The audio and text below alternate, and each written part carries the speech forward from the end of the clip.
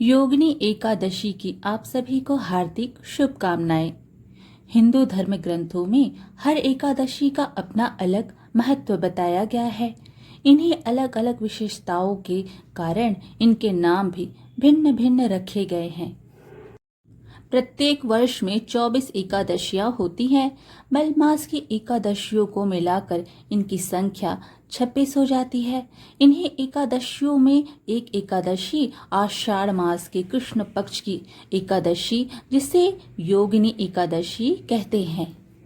योगिनी एकादशी का उपवास रखने से समस्त पापों का नाश होता है तथा इस लोक में भोग परलोक मुक्ति भी मिलती है।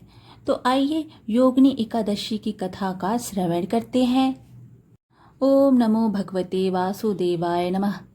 महाभारत काल की बात है कि एक बार धर्मराज युधिष्ठिर ने भगवान श्री कृष्ण से कहा, हे त्रिलोकीनाथ, मैंने ज्येष्ठ मास की शुक्ल पक्ष की निर्जला एकादशी की कथा सुनी।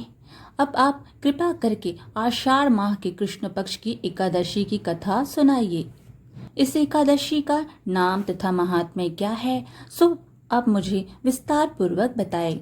श्री कृष्ण ने कहा, हे पांडुपुत्र, आषाढ़ माह के कृष्ण पक्ष की एकादशी का नाम योगिनी एकादशी है। इसके व्रत से सभी पाप नष्ट हो जाते हैं।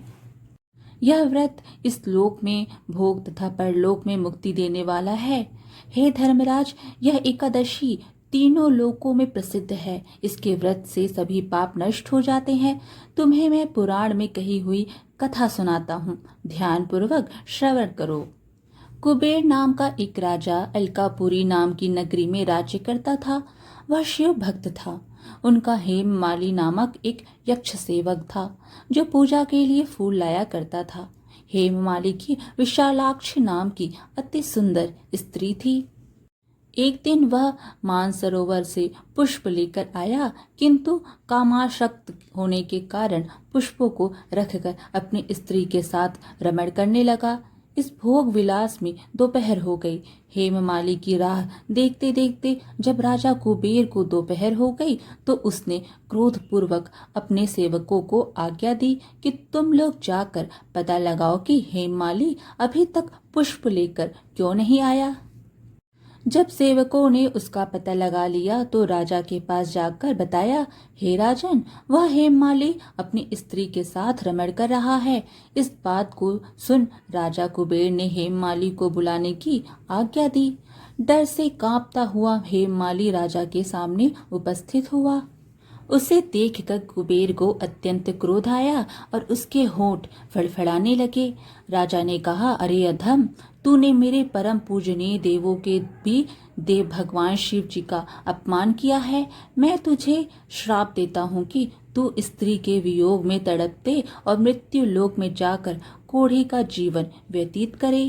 कुबेर के श्राप से वह तत्क्षण स्वर्ग से पृथ्वी पर आ गिरा और कोढ़ी हो गया। उसकी स्त्री भी उससे बिछड़ गई।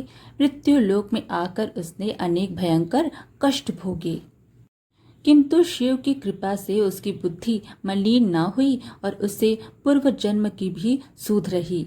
अनेक कष्टों को भोगता हुआ तथा अपने पूर्व जन्म के कुकर्मों को याद करता हुआ वह हिमालय पर्वत की तरफ चल पड़ा।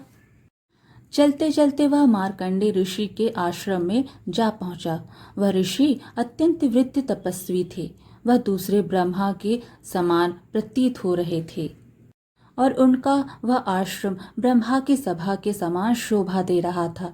ऋषि को देखकर हेममाली वहां गया और उन्हें प्रणाम करके उनके चरणों में गिर पड़ा। हेममाली को देखकर मार्कंडे ऋषि ने कहा, तूने कौन से निकृष्ट कर्म किए हैं जिससे तू कोढ़ी हुआ और भयानक कष्ट भोग रहा है। महर्षि की बात सुनकर हेममाली बोला, हे मुनि श्रेष्ठ, मैं राजा कुबेर का अनुचर था। मेरा नाम हेममाली है। मैं प्रतिदिन मानसरोवर से फूल लाकर शिव पूजा के समय कुबेर को दिया करता था। एक दिन पत्नी सहवास सुख में फंस जाने के कारण मुझे समय का ज्ञान ही नहीं रहा और दोपहर तक पुष्प ना पहुंचा सका।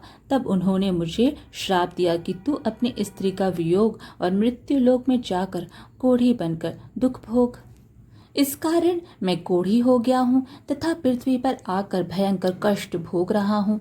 अतः कृपा करके आप कोई ऐसा उपाय बतलाएं जिससे मेरी मुक्ति हो।